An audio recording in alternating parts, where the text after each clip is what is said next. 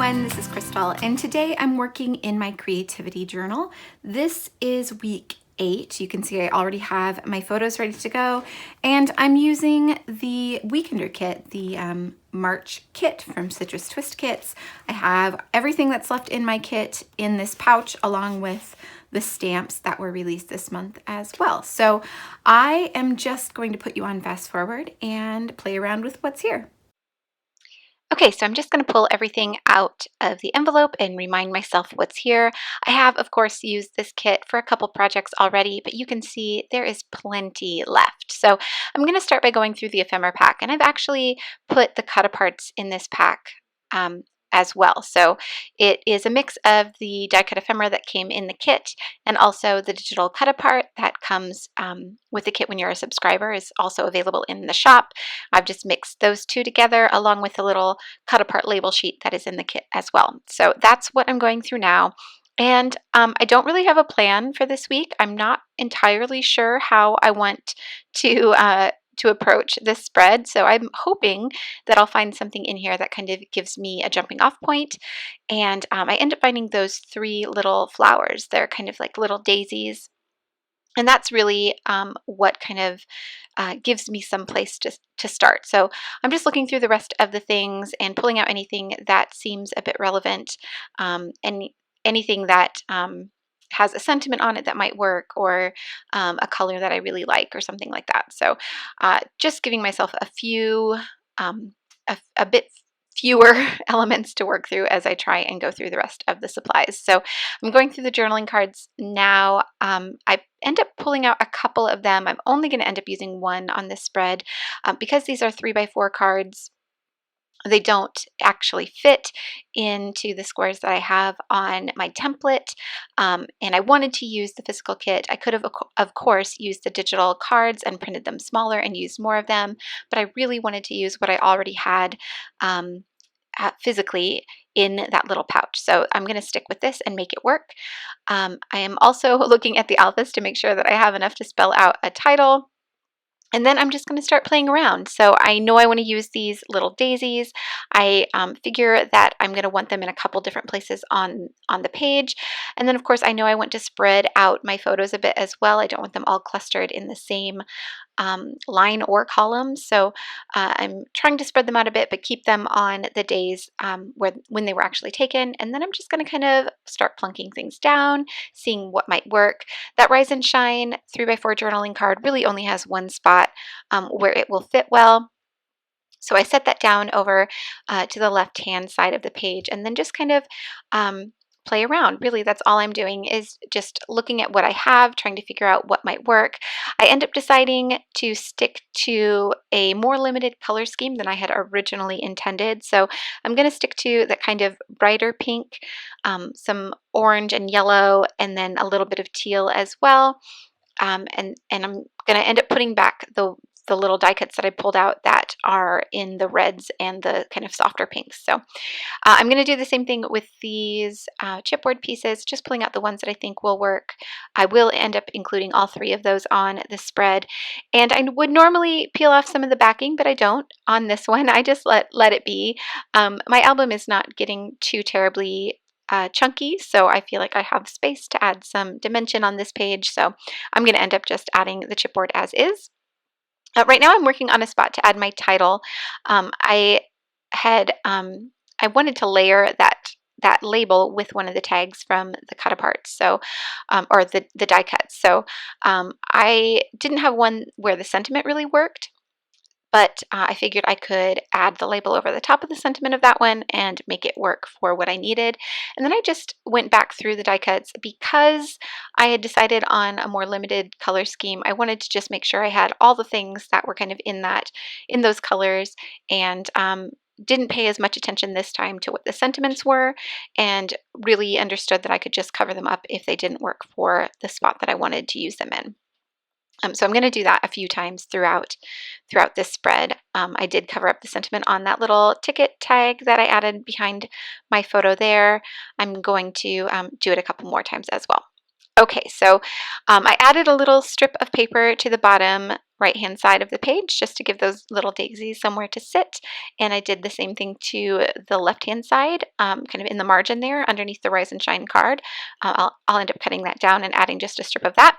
But before I adhere anything down, I decide I really want to do some stamping on this page. So I went away and found some inks that match the colors that I'm using here. And I'm going to just kind of randomly start stamping things on the page. I don't have a plan. I just want to fill in some of the spaces with some images from the 3 stamp sets that I have from this month. So I start by stamping Time to Play in the upper left-hand corner on Monday, and then I also stamp uh, Life is Especially Good on a Friday, on Friday, of course. And then I decided to stamp these little kind of blocks underneath both of those. So under Time to Play, I stamp So Much to Do. And then under the other one, I stamp Happy Time. And I'm using colored inks in pink and teal and yellow to coordinate with the things that I've already pulled out for this spread. And I'm just going through stamp set by stamp set. So just taking each one, pulling off anything that I think will especially work, and stamping it down. So I just stamped It's the Little Moments That Make Life Big there on the bottom of Monday. I am also going to do some repeat stamping. So I decided to create just a little bit of a background pattern on Wednesday beneath this 2x2 card that I have. So I just chose a stamp that said Dream, and I'm just kind of repeat stamping it, stamping off a little bit, although it was really hard to see. It was a very faint second generation stamp, so you really couldn't see any of that.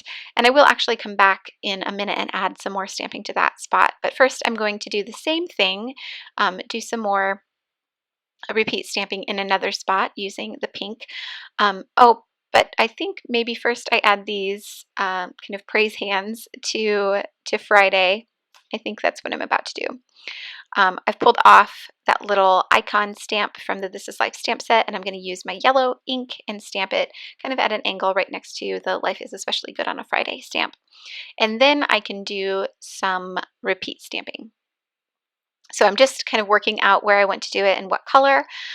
So in that kind of open space there to the top right, on Saturday and Sunday, I'm going to stamp 3 stamps. One says Time to Play, one says Fun Times, and the other one says Time for Fun. And I just placed them all on my stamp block so that I could kind of cut down the time it took me to stamp all of that out, and then I'm just filling in with a few of the individual stamps to fill out that entire little column.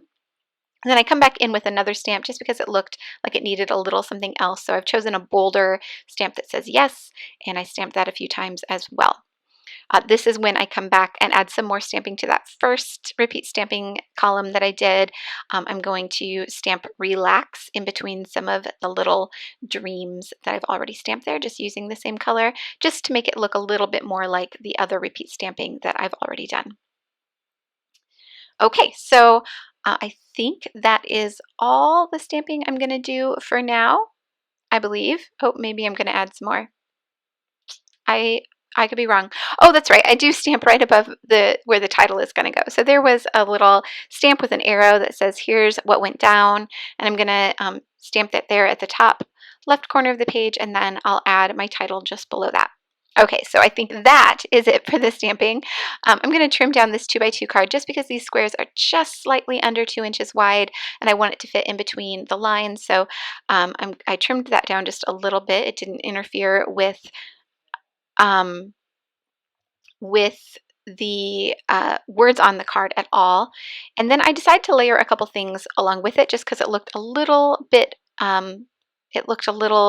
lonely, I guess, like it needed something else with it. So I grabbed that teal tag and a little tab, and I'm going to layer those up, again covering up the sentiment for that one because it didn't really work with this spread, but I wanted that color there. So just layered them up and trimmed off the right edge so that it was flat and would line up with the line of the column, and then I glued down my photo next to it, and then I can add this little cluster of embellishments, and it just fits right there in that spot. So I'm going to start gluing things down now that I've done the stamping I want to do, and I don't want things to move around too much. So I'm going to start just gluing some of the things that I know are going to stay where I have them now, and that way they won't move around as I work on the rest of the page. Okay, so that includes this little strip of paper at the bottom. I just trimmed off the edge so that it fit within the lines, and then I can glue it down in that. There's that little kind of line of blocks at the very bottom of the page. It's about the right size for washi or a small strip of paper. So I just filled that in, and I will end up doing the same thing on the other side, but not till a little bit later. I've jumped around a bit and decided to work on my title card or title label, I guess. And just so that I didn't use up all the E's on this set, I decided to abbreviate week and just do WK and week 8, and then I can layer those up and glue them up at the top of the page. And that's my very simple title all done.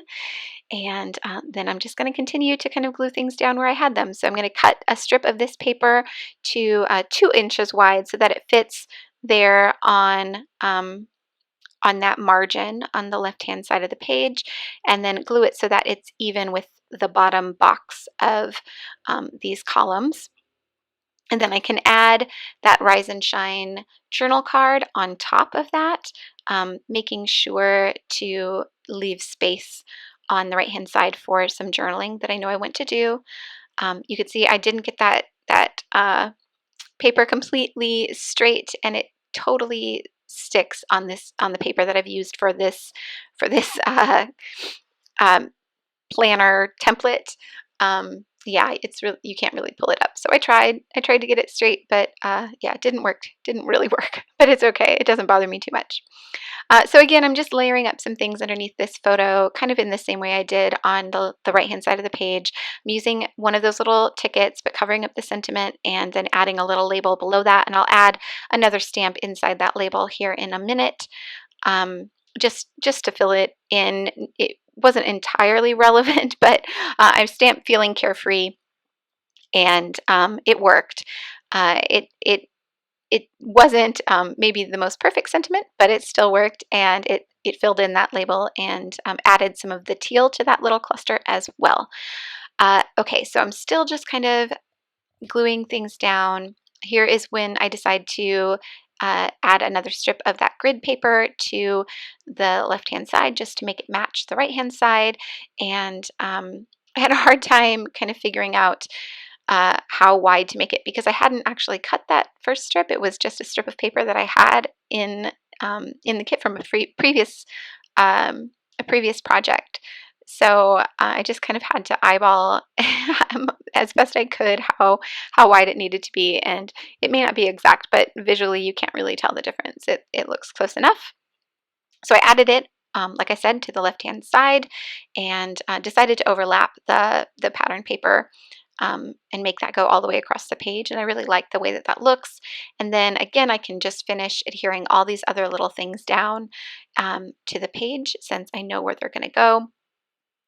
And I think that I'm about to adhere those daisies down as well, but I wanted to give them a little bit of somewhere to sit. So I decided to use my punch. Since I have that one circle off to the right hand side there, I decided I wanted to add some more circle elements to the page. So I used, I think that is a 1 3/4 inch punch.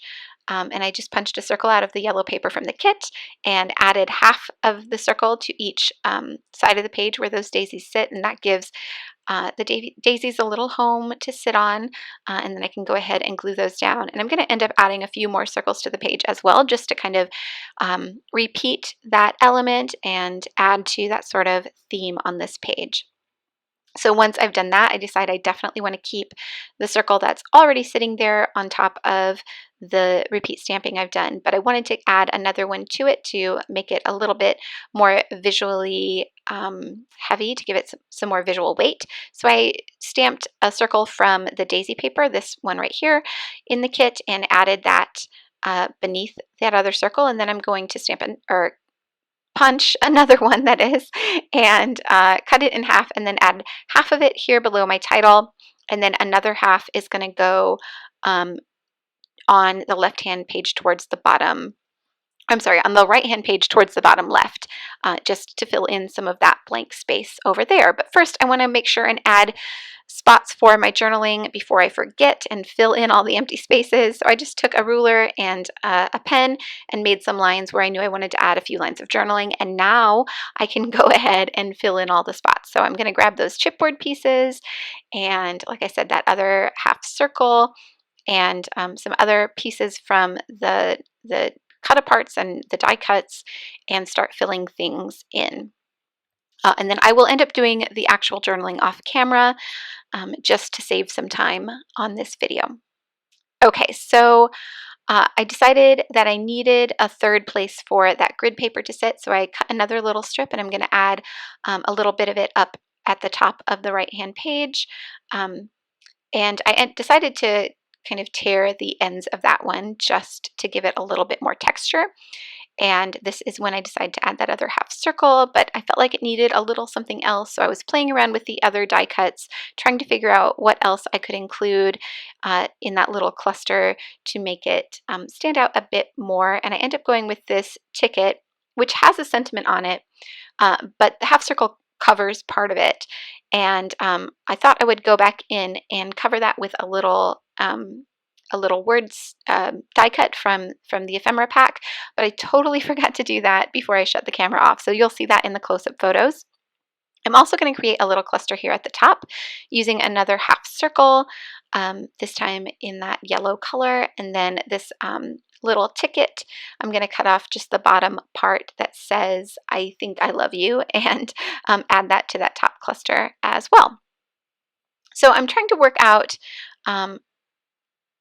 if I want to add another label to the bottom of the left-hand side of the page. I had tried out a black one, but it stood out a little bit too much, and I couldn't really find another one that I thought worked well. So I'm going to end up doing some more stamping. Again, I'll do that off camera. So just to finish up the page, I'm going to add some of those puffy hearts after I glue this little bit down. So I'm going to sprinkle a few of those puffy hearts around the page, and then after I add my journaling off camera and after I do a little bit more stamping off camera, I actually come in and add even more of these puffy hearts. So you'll see in the close-up photos there are a few more than there are by the time this video is over.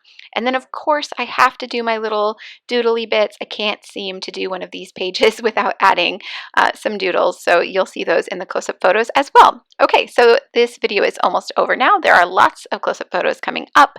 Thank you all so much for watching. I hope that you've enjoyed watching this video. Be sure to go check out the blog post on the Citrus Twist Kits blog as well for more information about all the things I've used here.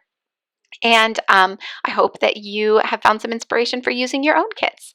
Thank you all so much for watching. I will have everything I've used linked down below as well in case you're curious about these supplies.